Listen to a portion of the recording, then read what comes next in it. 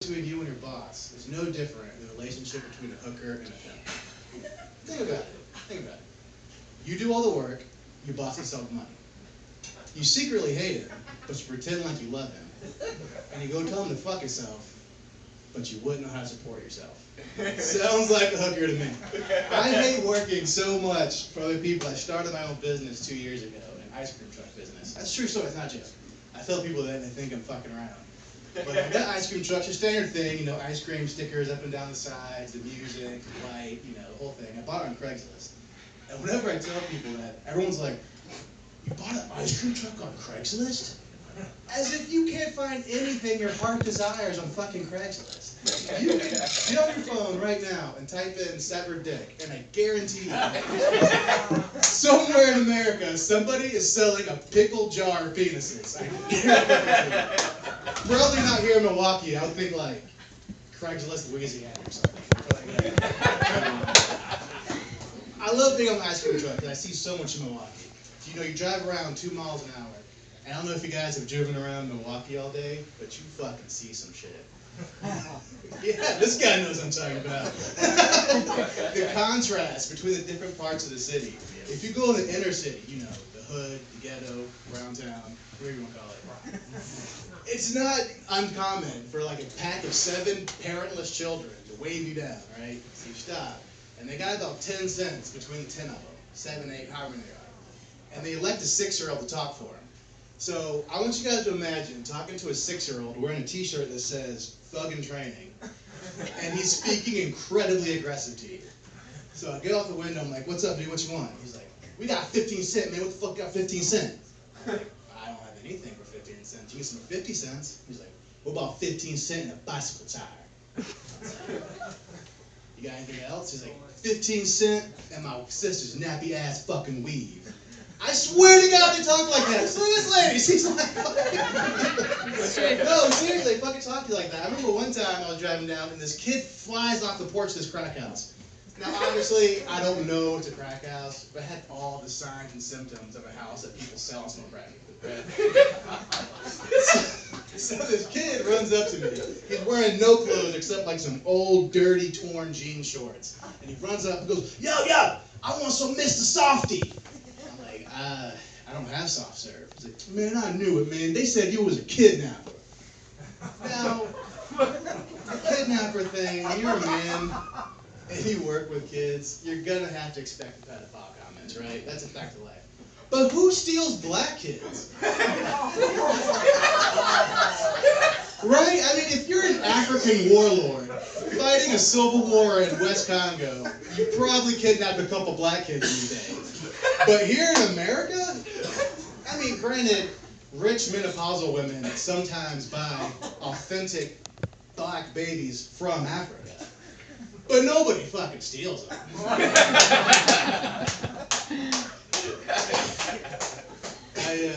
I never made enough money in my ice cream truck to legally pay employees, so I recruited my mom as slave labor. She ain't doing shit else, right? Which was cool. It was too much togetherness, though, because we lived together for a long time. But let me clarify. I didn't live with my mom. She brought her punk ass to come live with me. No, my mom, she's a great lady. She has like 7 mental illnesses, depending on which doctor she sees that month and which pharmaceutical company's paying her. But, yeah, she's a great lady. She has 3 dogs, which is kind of a thing itself because whenever you tell someone you have, like if you tell someone you have 2 dogs, they're like, oh, cool. What kind are they? But if you tell somebody you have 3 dogs, they're like, well, what are you trying to do? Make an outfit for Cruella de Vil? What the fuck? And the best part about these 3 dogs is they all have like these neurotic mental illnesses she passed to them. Like, if you don't pet them enough, there's one that just licks pillows all day. There's another one that'll just nibble on blankets. Not to fuck them up, just nibble on them. And the third one will eat shit. And I think I kind of feel bad for her because she does so much for these dogs. Like, we live in a trailer park, and you can only have 1 dog per trailer, right? But we have 3. And my mom's afraid if she gets seen and take them outside, that someone will complain and she'll have to get rid of them. So she did what any loving dog owner would do and got a 7 by 10 foot tarp and put it in the back room and hauled down with weights. And that room has become the puppy piss room. Which is nice. When I sell it, I can be like, well, here's the living room. Right here is the master bedroom. And back here we have a lovely puppy piss room. In case you're hiding dogs or something. Yeah, sometimes I wonder, how did me and my mom end up in a trailer in Wisconsin and franking dogs? And franking, that was funny. I fucking thought of that for weeks. But no, it's not our fault. It started long, long ago with my great-grandma. She's 90 this year. And she's one of those people that can't help but insult you when she's talking to you. You know what I mean? Like, we drove, last time we saw her, it was like an 800-mile, fucking 9-hour drive. We get there, and all she can do is do what old people do and like, reminisce about the old times. You know what I mean? Like, oh, things were so much better back in the day. And she said to us, she was like, I just can't believe that I got married so young. I wish I had waited. It would have been easier. And my mom said, well, Grandma, if you had waited to get married, you might not have had us. And my grandma said, that would have been nice. Right? Like, even Jeffrey Dahmer's dad stuck by him. That motherfucker was eating people. But I don't live with mom anymore. I go to UWM, and I wanted to get the whole college experience, you know? So I moved closer to UWM. And part of the college experience is having roommates. Now, as you all know, there's no such thing as a good roommate. There has never in the history of the world been somebody who enjoyed having a roommate for 10 months. But I got pretty close with two guys I got. They're brothers, Tom and Ben. And these guys are fucking hilarious. Tom asked me not to tell this story, but he didn't show up tonight, so fuck him. We met at our job over at UWM, we drive shuttle buses, because UWM, in their infinite wisdom, decided to build the dorms 2 miles away from campus. Well, fuck it, got me a job. So we pick up kids from the dorms, we drop them off campus, that's what we do all day. Shuttle goes to like 3 a.m., and on Friday and Saturday, these kids like to get drunk. And what do 17-year-olds do when they get drunk? Screw. Yes, they do screw. But they also throw up everywhere. And I got so used to cleaning up puke, it got to the point where I could walk to the back of the bus and be like, sausage, pepperoni, olives. Oh. The 3-topping 99 deals back at Toppers. Oh my God. So, this story happens after one of these long, drunk, pukey nights. Thomas, he quit early, and he went and parked, and I followed him like 15 minutes later. So I fall into this parking spot where we park the buses, and I get out, and he's walking around like he's having a stroke, or he's drunk or something, and I get out, I'm like, Thomas, what's going on? He's like, I lost the keys. I was like, you lost the keys to the bus you just got out of? Well, fuck it, I'll help you look. So I'm looking around, and I decide to follow like his footprints in the snow, you know what I mean? So I follow his footprints, and at the end, there's a set of keys. Now, I've watched enough forensic files to piece together what happened. Thomas got out of the bus, he was walking towards the building, and he was like, I lost the keys! Yeah. It's cool. I like going to UWM. UWM's a good. Anybody who gets a chance to go to college definitely should, especially if you get the GI Bill like I do. You have to pay for it. But I really love UWM. There's a couple of things that get on my nerves about it, and one would be the feminists. This guy, the back table knows what I'm talking about. There's a strong feminist presence at UWM, which is cool. I'm all about women's rights and equality, because that's a good thing. But feminists take it one step too far, kind of like rapists. They force you to want their opinion. And one thing they do is they get the chart and they write in messages all over the UW courtyard on chart. Just different shit. It'll be like 85% of women that are murdered by their husband. It'll be like Milwaukee is more dangerous than 98% of all cities in America. Which may be true. If you're black and living in the inner city, you know what I mean? Like if you're selling crack on 27th and State Street, then yeah, Milwaukee might be a dangerous place. But when Monica and Cynthia are leaving their East Side apartment with their Hello Kitty backpack and their $200 Uggs and they're on the way to Starbucks to get some pumpkin spice lattes, I can pretty much guarantee nothing's gonna fucking happen to them. Keep your rape whistle in the back pocket.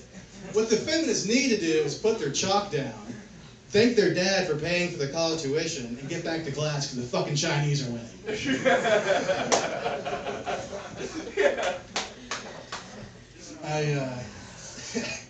Have you guys ever heard of Spice or K2?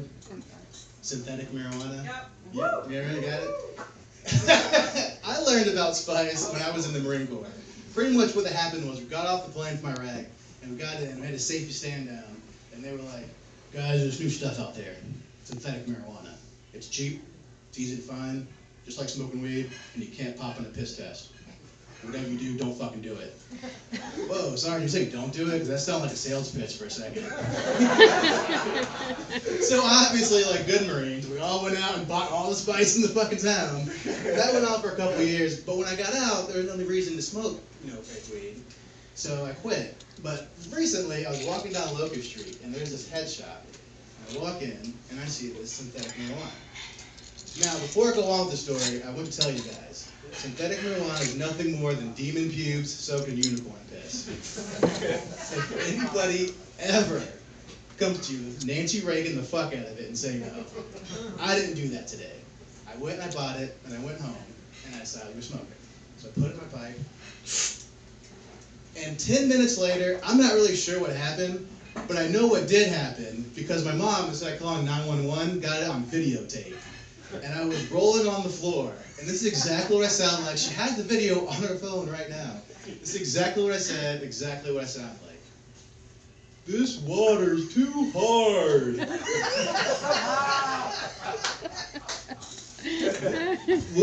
Last night, they poured water all over my feet.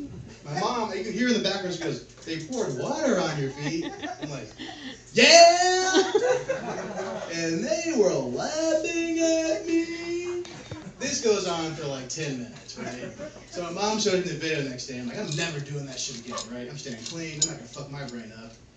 2 weeks later, I'm walking down the same street, walk past the same store. I walk in, I buy the same bag of stuff. Because anybody who does drugs knows, this time will be different. Because this time will be different, I decided to double up and do it driving down the fucking interstate. So the same thing happens. I put it in my pipe, and some minutes go by. As I'm driving, I start having this panic thing, like, I'm going too fast, I'm going too slow, I'm going too fast, I'm going too slow. And then I'm not sure what happened. But I remember I came to, and I looked around, and something looked weird. I'm still on the interstate, but something looks weird. I'm looking at the signs, I'm like, something's not right here. Like, what's going on? And then all of a sudden, like in a horror movie, like when somebody realizes the killer's after him, the camera's like, I am parked in the middle lane on the fucking interstate. I try to start the car, right? For some reason, I can't get it, right? I can't get the car on. So I reach my phone to call 911, and my fucking phone is dead. And I'm stuck on the interstate at 2 o'clock in the morning. I haven't believed in God for many years. I'm telling you right now, the first thing I did was pray to Jesus for my life. So I did all the thing I do. I started hitting the horn. 911! 911! Which would have made sense if you could contact the police through like horn Morse code. You know what I mean? But this goes on for some time. I finally have a moment of clarity and I get the car on and I hit the gas and I get off the nearest exit and I park. And as soon as I park, like 6 cop cars, like I'm fucking OJ in the white Bronco, you know what I mean? And I get out, and the cop walks up to me, he's like, what's going on tonight, sir? And I do the only thing I know what to do when my back is against the wall. I play the veteran card. I was like, I'm a former Marine, and I'm here going to school. Didn't tell him who I was, where I was going, why I was on interstate. He was like, do you have diabetes or something? I was like, no. I'm just high. So I explained to him what happened, the whole fake weed thing, you know what I mean? And the cop heard of it. He was like, oh, you mean K2? They're still getting that shit around, huh? I was like, yeah. So they ran my license, and everything was good. They called my mom to come pick me up. And we're waiting for her to come. He was like, so where's she coming from? I was like, she's coming from Oak Creek Estates. And the guy goes, what is that, an apartment complex? I was like, no, it's a trailer park. And I bullshit you not, this cop goes, you live in a trailer? So they let me sit in my car, and my mom's coming. I hear them they're laughing hysterically. That motherfucker must have been high as hell, didn't know where he was going. Oh my God, that's some good shit. So I'm sitting there, and my mom gets there, and she picks me up. And the moral of that story is I'm 25 years old. And my mom still has to pick me up when I'm in trouble. So I had some other stuff, but I can't remember it, so I'm going to get out of here.